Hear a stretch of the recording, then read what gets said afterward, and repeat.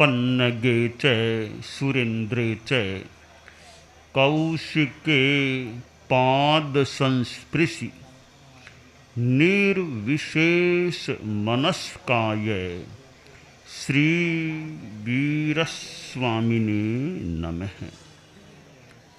आर्हत वाङ्मय में कहा गया है, एगप पमुह एगो में सास ओ अप्पा नाण दंसन संजुओ शेषा में बाहिरा भावा सब्बे संजोग लक्षणा। आदमी अकेला जन्म लेता है और अकेला ही एक दिन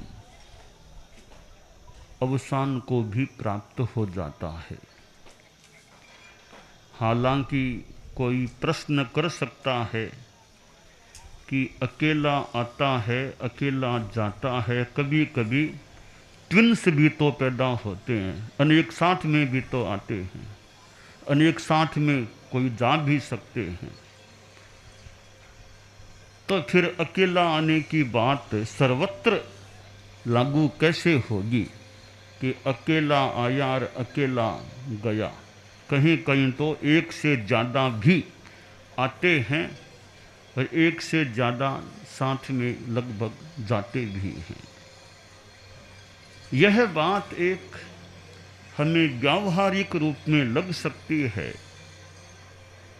कि 2-3 साथ में आए हैं, साथ में आए हैं तो पता नहीं कौन कहाँ से आया है। हो सकता है कोई एक ही जगह से या आसपास से ही दोनों आए हों, या कोई अलग अलग स्थान से आए हों। एक साथ आए हैं तो अपने अपने कर्मों के हिसाब से आए हैं या एक दूसरे के कर्मों के हिसाब से आए हैं। 2 जन्मे हैं तो एक परिवार में 2 सगे भाई हैं, पर दोनों में बड़ा अंतर है। एक भाई का व्यवहार, दिमाग, चिंतन एक तरह का, दूसरे का अन्य तरह का। ट्विन्स साथ में जन्मे हैं, क्या वो दोनों एक ही प्रकार के रहेंगे? क्या एक ही प्रकार की प्रकृति दोनों की होगी? तो दोनों की प्रकृति में भिन्नता अगर हो सकती है, दोनों के शारीरिक स्वास्थ्य में अगर अंतर हो सकता है, पता नहीं, अगर हो सकता हो तो इसका मतलब अपने अपने कर्मों के हिसाब से आए हैं और साथ में आए हैं तो 1-2-4 मिनटों कुछ तो अंतर रहता होगा ना, थोड़ा बहुत तो अंतर, एक बड़ा और एक छोटा। एकदम एक साथ आए भी कैसे कि यह पहले वाह यह बाद में वाह, तो थोड़ा बहुत क्षणों का भी अंतर है। उसके हिसाब से एक बड़ा भाई है एक छोटा भाई है, ऐसा।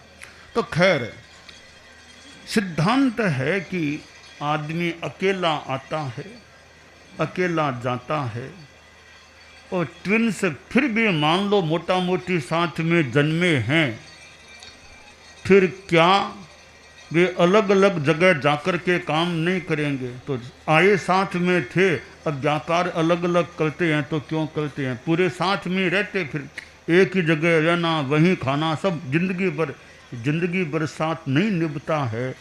इसका मतलब अकेलापन है, अपने अपने विचार, प्रकृति, कर्मों का योग हो सकता है। अकेला आना और अकेला जाना ये एक सृष्टि का हमारा मानो सामान्य सा क्रम है कि अपने कर्म अपने को भोगने होते हैं। कुण बेटो कुण बाप करनी आपो आप, अपना कर्म खुद को भोगना होता है। और संबंधी होते हैं, न तस्य दुखम विभजन्ति नाइयो न मित्त वग्गान सोयान बंधवा, कि एको स्वयं पच्चणु हो इकम्मम कत्तार मेवम अनुजा इकम्मम। आश्रय कि अकेला कैसे है आदमी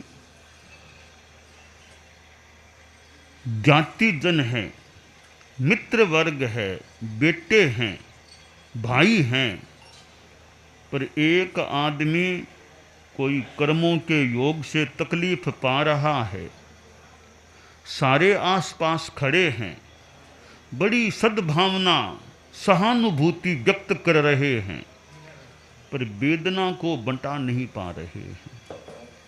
एक आदमी शारीरिक वेदना भोग रहा है, अब भाई पास में खड़े हैं, परिवार के और लोग खड़े हैं, मित्र जन आए हुए हैं, बड़ी सहानुभूति दिखा रहे हैं।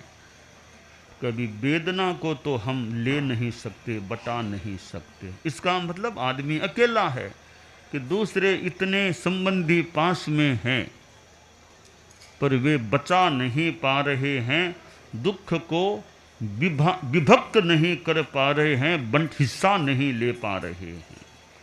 इसका मतलब आदमी अकेला है, अकेला आया है और अकेला जाता है। अब हम अकेले हैं और ये मानव जीवन हमें अभी प्राप्त है। मानव जीवन को दुर्लभ कहा गया है, दुर्लभ है, अभी हमें उपलब्ध है। दुर्लभ चीज भी हमें अभी मानो सुलभ हुई है, मिली हुई है। और इस मानव जीवन का हम बढ़िया उपयोग करें, आत्मा का कल्याण हो ऐसा कार्य करें। इस मानव जीवन में जो पापों में ही ज़्यादा समय बिता दे, धर्म न करे, धर्म को छोड़ दे, धर्म मिल जाने के बाद भी छोड़ दे, धर्म मिल गया, बातें सुन ली, सम्यक्त्व दीक्षा भी ले ली, त्याग नियम भी ले लिए, पर ऐसी मति बदली, सब कुछ मानो प्राय छोड़ दिया। न सामायिक करना, न माला फेरना, न नैतिकता को मानना, न अहिंसा के पथ पर इतना ज़्यादा चलना, न देव गुरु धर्म को मानना, सब मान प्राय छोड़ दिया। तो धर्म को पाकर भी कोई छोड़ दे, वह आदमी कैसा होता है? संस्कृत में एक श्लोक है, ते धतुर तरुम बपन्ति भवने प्रोन्मूल्य कल्पद्रुमं चिन्तारत्नमपास्य काच सकलं स्वीकुर्वते ते जडाः विक्रीयद्विरदं गिरीन्द्रसदृशं क्रीणन्ति ते रासभं ये लब्धं परिहृत्य धर्म मध्यमा धावन्ति भोगाशयाः। कि ऐसे आदमी जो धर्म को स्वीकार करके प्राप्त करके भी छोड़ देते हैं, वो कैसे हैं?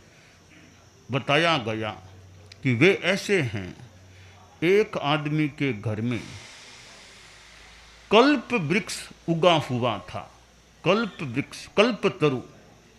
अब वो आदमी क्या करता है, या वे आदमी कल्प वृक्ष को तो उखाड़ देते हैं, बाहर फेंकते हैं, धतूरे का पौधा वहाँ लगा देते हैं।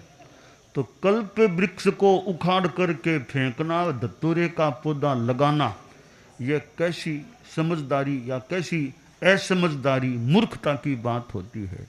और एक दूसरे लोग जिनको चिंतामणि रत्न मिल गया, कितना महत्वपूर्ण चिंतामणि रत्न, अब वे लोग चिंतामणि को तो फेंकते हैं कहीं नदी में और में, कांच का टुकड़ा उठा करके जेब में डाल लेते हैं। कैसे नादान आदमी हैं। एक कुछ ऐसे लोग जिनके पास बढ़िया हाथी था, श्रेष्ठ हाथी, गजराज, ऊंचा ऊंचा, पहाड़ जैसा ऊंचा गजराज था, बहुत महत्वपूर्ण हाथी। वे लोग ऐसा मति भ्रम या मति गलत हुई, उस गजराज को तो बेचते हैं। बेचने के बाद पैसा आया कि गधा खरीदेंगे, गधा ले लेंगे, तो गधे को खरीद लेते हैं। हालांकि गधा भी प्राणी है, गधे की भी आसाधना का भाव नहीं आना चाहिए, पर संसार में गजराज का अपना मूल्य और गधे का अपना क्रम है। तो हाथी, श्रेष्ठ हाथी को बेच करके गधे को खरीदना एक दुर्बुद्धि, अबुद्धि, नासमझी की बात होती है। इसी प्रकार यानी कल्पतरु को उखाड़कर धतूरे का पेड़ बोना, पौधा बोना, चिंतामणि को फेंककर कांच का टुकड़ा लेना, श्रेष्ठ पर्वत सदृश गजराज को बेचकर गर्दभराज को, गधे को खरीदना, ये काम जैसे नासमझी के होते हैं, वैसे ही जो धर्म को प्राप्त करके कि सम्यक्त्व दीक्षा ली, श्रावक के व्रत लिए, नियम लिए, त्याग लिए, पर ऐसी मति फिरी, सब कुछ प्राय मानो छोड़ दिया कि सामायिक भी छोड़ो, माला भी छोड़ो, धर्म छोड़ो, सम्यक्त्व दीक्षा छोड़ो, ने देव ने गुरु ने धर्म सब कुछ प्राय छोड़ दिया।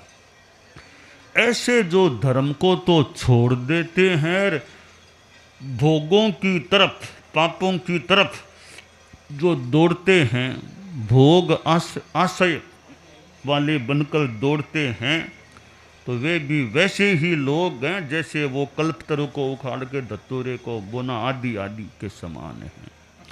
तो धर्म ऐसी चीज है कि वो मिलती है। ये चिंतामणि भी छोटी बात है, चिंतामणि रत्न भी छोटी बात है धर्म के सामने। तो आदमी को धर्म नहीं छोड़ना चाहिए।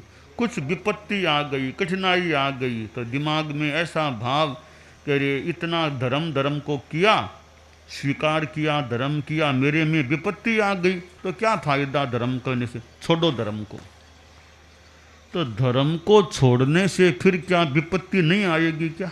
कोई यह कह दे भी धर्म को छोड़ दो फिर विपत्ति नहीं आएगी, पक्की गारंटी है, तो फिर भी आदमी सोचे भी कि विपत्ति नहीं आएगी धर्म को छोड़ने से। धर्म को छोड़ने के बाद भी विपत्ति तो आ सकती है। तो विपत्ति तो कोई हमारे कर्मों के योग से मानो आ गई होगी, और यह भी हो सकता है भी कोई हमारी परीक्षा हो रही है, हम कितने मजबूत हैं धर्म में। विपत्ति में धर्म को छोड़ दिया तो हो सकता है हम परीक्षा में फेल हो गए, कि विपत्ति तो परीक्षा हो रही थी हमारी, कितने मजबूत हैं धर्म में, छोड़ दिया। तो विपत्ति हो या संपत्ति हो, यह एक अलग चीज है। धर्म को कभी नहीं छोड़ना चाहिए, कि धर्म तो भव भव में हमारा निस्तारा करने वाला, आत्मा का कल्याण करने वाला, सुगति दिलाने वाला होता है। उसको छोड़ दिया फिर हमारे पास रहेगा क्या? पाप कर्मों को साथ लेकर के आगे जाना है क्या? धर्म को छोड़ दिया तो पाप की पोटल ही लेकर ही आगे जाना है क्या? इसलिए विपत्ति आ जाए, जिंदगी में कठिनाई आ जाए, तो हम यह चिंतन करें कि हमारे कोई पुराने बांधे हुए किसी जन्म के कोई कर्म होंगे, उस कारण से हमारे विपत्ति आ गई है, तो विपत्ति में समता रखो, शांति रखो, कर्म हमारे झड़ जाएं, आत्मा शुद्ध बने। तो विपत्ति आई है वो धर्म करने से आई है या पुराने कर्मों के उदय से आई है? कारण क्या है? तो पुरानी विपत्ति यों आने में तो बड़े बड़े महापुरुषों के जीवन में भगवान महावीर थे, उनके सामने भी तो कठिनाई आ गई। ऐसा उन पर मानो प्रहार वार शरीर पर असर हो गया, और भी उपसर्ग और कितने आए थे। तो ये तो हमारे कर्म निर्जरा के साधन बन सकते हैं। कठिनाई को हम कर्म निर्जरा का साधन बना लें। कभी शरीर में पीड़ा हो गई, तकलीफ हो गई, शांति रखो, धैर्य रखो, ठीक है। आदमी दवाई लगा सकता है, दवाई खा सकता है, ऑपरेशन भी हो सकता है, डॉक्टर हॉस्पिटल चीज़ें मिलती है, वो हो सकता है, पर शांति रखो, धैर्य रखो, ज़्यादा हाय तो बा मत करो, जितना हो उसके समता रखो। भी कोई कर्म का योग आ गया होगा, अपनी शांति रखो। कितने कितने कष्ट लोग झेलते होंगे। जिनकल्पी साधु है वे तो कहते हैं चला कर के कष्ट को लेते हैं, चला कर जानबूझ मानो कष्ट को उधेड़ कर ले लेते हैं। तो हमारे तो सहज में आया है, हमने उधेड़ कर नहीं लिया, मान लो सहज में आया है, उसको शांति से झेलें। जयाचार्य की आराधना में जो पद्य है, जिन्ने कल्पिक साधु ली कष्ट उधीरो रे, तो आव्या उदय किम अधीरो रे भावे, जे नरक विषय में दुख सयो अनंतो रे, तो ए मनुष्य नो किंचित दुख हुंतो रे भावे। तो भाई जिनकल्पिक साधु हैं, मानो शेर आ रहा है, वो शेर के भी सामने चले जाओ, शेर के सामने चलो, कोई बात नहीं, वो तो उधेड़ करके मानो कष्ट ले लेते हैं। तो हमने तो उधेड़ कर नहीं लिया, मान लो सहज में आ गया तो आ गया, उसको सहन करें। तो जिनकल्पिक इतने सहन करने वाले, कुछ तो हम भी सहन करें। भगवान महावीर ने कितना सहन किया होगा, उनकी बराबरी मान लो अभी नहीं कर सकते, उनके पैरों तक तो पहुँचे, नख तक तो पहुँचे, उनके थोड़े घुटनों की तरफ तो जाएं, कुछ तो हम भी विकास करें। तो ये कष्ट आ जाए तो यह नहीं सोचना धर्म को छोड़ दें, कष्ट आ गया छोड़ो धर्म को। धर्म को छोड़ देंगे फिर क्या रहेगा हमारे पास। इसलिए चाहे आर्थिक समस्या आ जाए, चाहे शारीरिक समस्या आ जाए, चाहे पारिवारिक समस्या आ जाए, कोई भी आ जाए, कि धर्म जो स्वीकार कर लिया है, शुद्ध धर्म, अध्यात्म का धर्म, आत्म कल्याणकारी धर्म, वो धर्म नहीं छोड़ना है। और कुछ भले जाए तो जाए, पैसा जाए तो जाए, मकान जाए तो जाए, पर हे धर्म देव, आप कभी मत जाना मेरे यहाँ से, आप हमेशा मेरे पास रहना। हम धर्म को अच्छी तरह पकड़ करके रखें, धर्म देव के मानो पैर काठे पकड़ करके रखे, धर्म देव कहीं हमसे दूर न चला जाए। देव गुरु धर्म, या धर्म कह दो, बीतराग का धर्म है, जिन धर्म है, अहिंसा धर्म है, संयम धर्म है, तप धर्म है, यह धर्म हमेशा मेरे साथ रहे और मैं अपनी आत्मा का कल्याण करता रहूं। तो आदमी अकेला आता है, अकेला जाता है, आयो है तो एक लोरे जासी एकाएक। तो ये सामान्य सृष्टि की व्यवस्था है। तो इसलिए कि भी अकेला आना है, अकेला जाना है, तो मैं दूसरों पर कितना भरोसा करूं। आखिर आगे कोई साथ न, धन साथ जाने वाला, धन यहाँ पर मान लो है आपके पास, मान लो करोड़ों की संपत्ति किसी के पास है, इस जीवन तक है, इसके बाद क्या है, आंख बंद हो गई, उसके बाद संपत्ति क्या काम आएगी। संपत्ति साथ में तो जाने वाली नहीं है। इस जीवन काल तक भी रहे न रहे क्या पता, जीवन के एक हिस्से तक इतनी संपत्ति थी, या बाद में कई बार विपत्ति आ जाती है, या संपत्ति कम हो जाती है, आर्थिक स्थिति भी कमजोर पड़ सकती है किसी की। तो जीवन काल तक भी पैसा रहेगा यह भी कहना मुश्किल है, इस जीवन तक भी रहे न रहे, तो फिर पैसे पर कितना भरोसा करें। बस ये ठीक है, एक दुनिया का तत्व है, गृहस्थ जीवन में और में काम आता है, पर पैसा मेरे साथ नहीं जाएगा, यह दिमाग में धारणा। तो फिर पैसे के लिए मैं ज़्यादा पाप क्यों करूं, कि गलत तरीकों को क्यों अपनाऊं, जो मेरे साथ में जाने वाला नहीं है उसके लिए गलत तरीके मैं क्यों काम में लूं। अच्छे तरीकों से जीवन को चलाना है, कुछ मिलता है ठीक है, पर गलत तरीके पाप करके पैसा इकट्ठा करूं, वो जो साथ रहने वाला नहीं है, जो साथ रहे हमेशा, उसके लिए तो आदमी कुछ मान लो करे तो साथ रहेगा, साथ रहेगा नहीं हमेशा, तो बीच में कभी जा सकता है। उसके लिए कम से कम गलत काम करके पाप कर्म का बंधन तो मैं न करूं। ऐसा गृहस्थ का प्रशस्त चिंतन रहना चाहिए। तो आदमी चला जाता है और पीछे आदमी का नाम, भले कुछ नाम भी हमेशा किसका रहता है। दुनिया में आज तक कितने कितने चक्रवर्ती हो गए होंगे, कितने वासुदेव हो गए होंगे, असातना न हो कितने तीर्थंकर हो गए होंगे। क्या सारे अनंत तीर्थंकरों का नाम हमको याद है क्या, पता है क्या?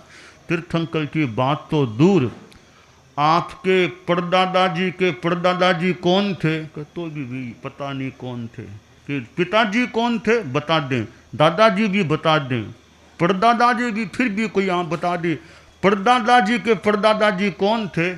तो किसको याद है कौन थे परदादाजी के परदादाजी? यानी हमारी खुद की पीढ़ियों के नाम भी हमको इतने याद नहीं हैं। तो अनंत अनंत चक्रवर्ती वगैरह अनंत काल में हुए हैं, अनंत अनंत काल में उनका किनको याद है उनका नाम? तो यह नाम आखिर किसका चलेगा? जब तक सूरज चांद रहेगा तेरा नाम रहेगा। भी तेरा नाम सूरज चांद रहेगा तब तक रहेगा कि नहीं रहेगा? सूरज चांद तो कब तक रहेंगे? तेरा नाम तो 1000 वर्षों बाद, 2000 वर्ष बाद, 1,00,000 वर्ष बाद कौन किसको याद करेगा कि नहीं करेगा? तो यह अमर रहेगा, सूरज चांद जब तक रहेगा तेरा नाम रहेगा। यह ठीक है, श्रद्धा की अभिव्यक्तियाँ हो सकती है। मूल बात है कि आदमी काम अच्छा करे। नाम तो कब तक रहेगा कि न रहेगा, काम अच्छा करते रहें ताकि आत्मा का कल्याण होता रहे, हम सद्गति सुगति की तरफ आगे बढ़ते रहें, सुगति सुलभ हो सके। ऐसा काम जो हमें आगे परत्र हित, आगे भी हित कराने वाला, यहाँ भी हित कराने वाला, वो काम है धर्म का काम। हम धर्म के पथ पर, संयम तप के पथ पर, अहिंसा के पथ पर आगे बढ़ते रहें, यह काम्य है। दानान सिद्धम अभय पयाणम सच्चे सुया अणवज्जं वयंती तवे सुया उत्तम बंभचेरम लोगुत्तमे समणेनाय पुत्र